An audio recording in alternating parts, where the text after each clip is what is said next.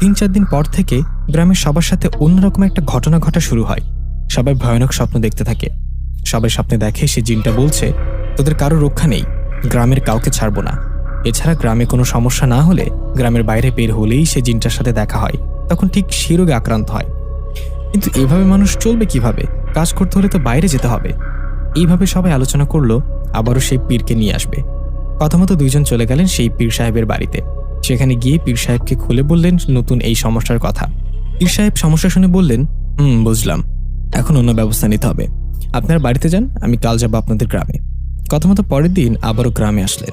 পীর সাহেব ওনাকে দেখে মেম্বার সাহেব বললেন, পীর সাহেব, আপনি চলে যাবার পর কিছুদিন তো ভালো ছিল, কিন্তু এখন গ্রামের বাইরে গেলে দেখা দেয় জিনটা, আর স্বপ্নে এসে সবাইকে বলে কেউ বাঁচবি না, সবাই মরবি।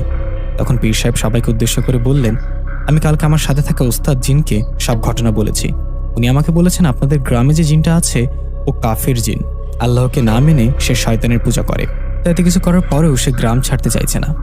পত্রটা শুনে সবাই বলাবলি করতে লাগলেন, তাহলে কি আমরা সবাই মারা যাব? আমাদের কি রক্ষা হবে না?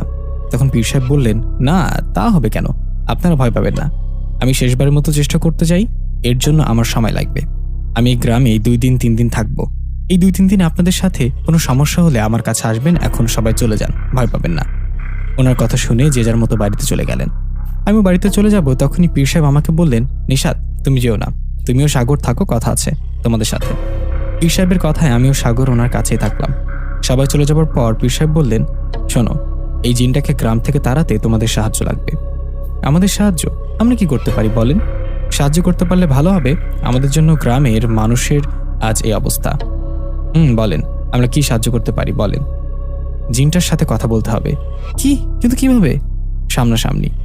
কিভাবে সম্ভব? ওনারা সামনাসামনি কথা বলবো কিভাবে? ওনার দিকে তাকালেই তো রোগে আক্রান্ত হব। আর কি কথা বলবো ওনার সাথে? নিশাদ, মনোযোগ দিয়ে কথাগুলো শোনো, কারণ কাজটা তোমার একা করতে হবে, কারণ তুমি এই ঘটনা সৃষ্টির প্রথম ব্যক্তি। তা ঠিক, আমার জন্য আজ এত কিছু। আচ্ছা আপনি বলেন, সব বলেন কিভাবে কি করতে হবে। সে জিনটাকে বোঝাতে হবে তাকে খুশি